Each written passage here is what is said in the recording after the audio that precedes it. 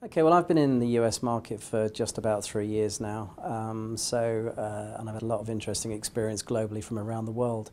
So I think one of the interesting opportunities in the USA particularly is to think more around ideas.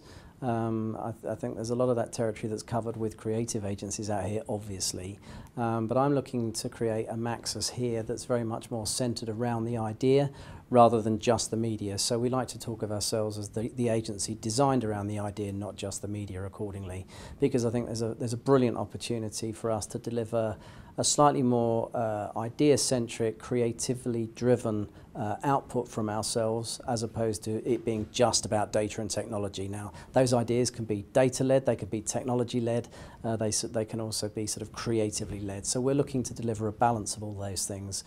And I think that one of the bigger opportunities for media agencies per se at the moment is to be the best collaborators that they can be.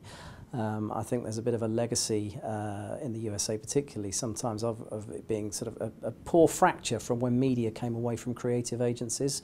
We're looking to take that fracture away and be just wonderful partners with all sorts of marketing and creative agencies, and I think then we'll get the best ideas out for clients. So how does that work? How do you make the leap from procurement to creativity, if you will? Or how might that look, and how does that impact the culture, your hiring, the operations? Yeah, I mean, that is a big leap, procurement to creativity, but I have to say I've always been very close to the world of procurement. I'm an ex-investment guy from the old days, so I totally understand that. And I think with regard to the procurement fraternity, you've clearly got the best intentions with regard to looking after their customers' business.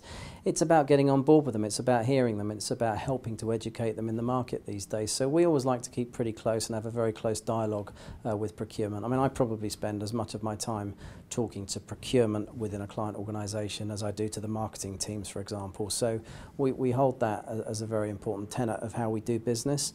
And I think increasingly, it's fair to say, the procurement world is starting to understand the power of an idea and how an idea can be recognised in terms of its return on investment. So yes, there's a kind of flawless execution, value for money piece going on with procurement, but I think there's an awful lot of data out there to suggest that ideas do work and can be a very powerful part of the equation when we're looking at ROI. And how have the expectations changed of the clients? How have expectations changed? That's an interesting question, because I think it's different in all sorts of categories. I think it's becoming the norm now for clients, quite rightly, to expect flawless execution and great value for money and brilliant client service. And I think now that we're seeing an increasing desire amongst the client fraternity to have a more rounded offer, actually, which is about creativity every bit as much as it is about data and technology. So I think clients and agencies are selling themselves slightly better, I think, on a broader offer, as opposed to it just being about the execution and the buy. If we spend lots of time on that, then clients will only be interested on that. But I think the media and marketing world is doing a better job at working with clients across a gamut of creativity, data and technology, and that's where we all collide.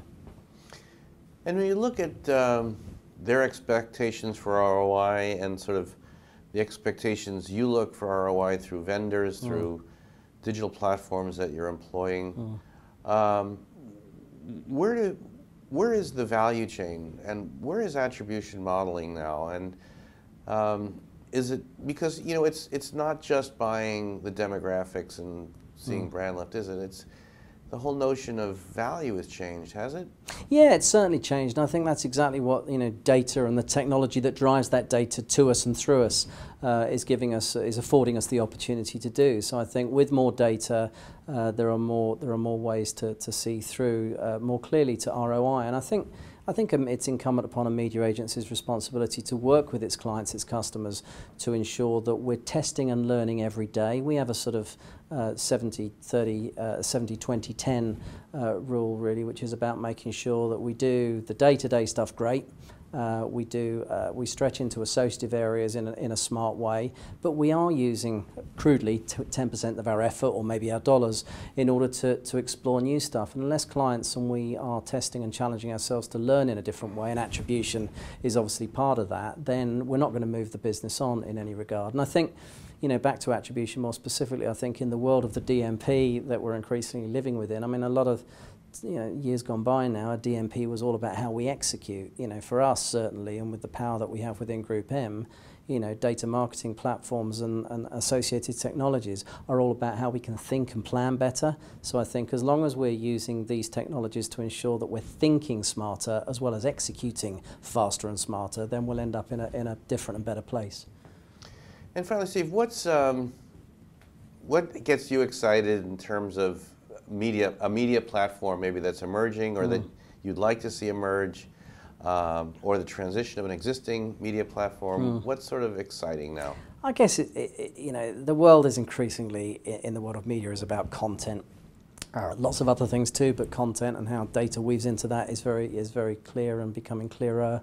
So for me, the video platforms that are now available are fascinating, and we're learning every day how we can be smarter about the effectiveness within bringing those things into play. So it may be a trite example, but I think increasingly Snapchat has been a real sort of proponent of doing things differently in the video world with the vertical video piece on mobile. I think it was a very smart observation. They've driven that very hard.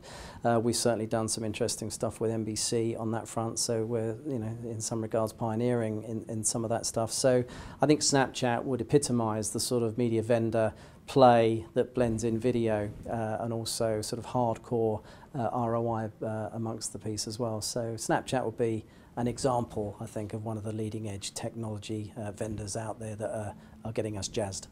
We're getting ready for Demexco, and a lot of clients will be there, a lot of agencies there, a lot of questions about the present and the future. What are some of the big issues at hand that you would anticipate coming up at Demexco? Yeah, I mean, looking forward to Demexco, it's at a real sort of fulcrum point, I think, in the industry at the moment, where we're seeing creativity, data and technology in an absolute collision.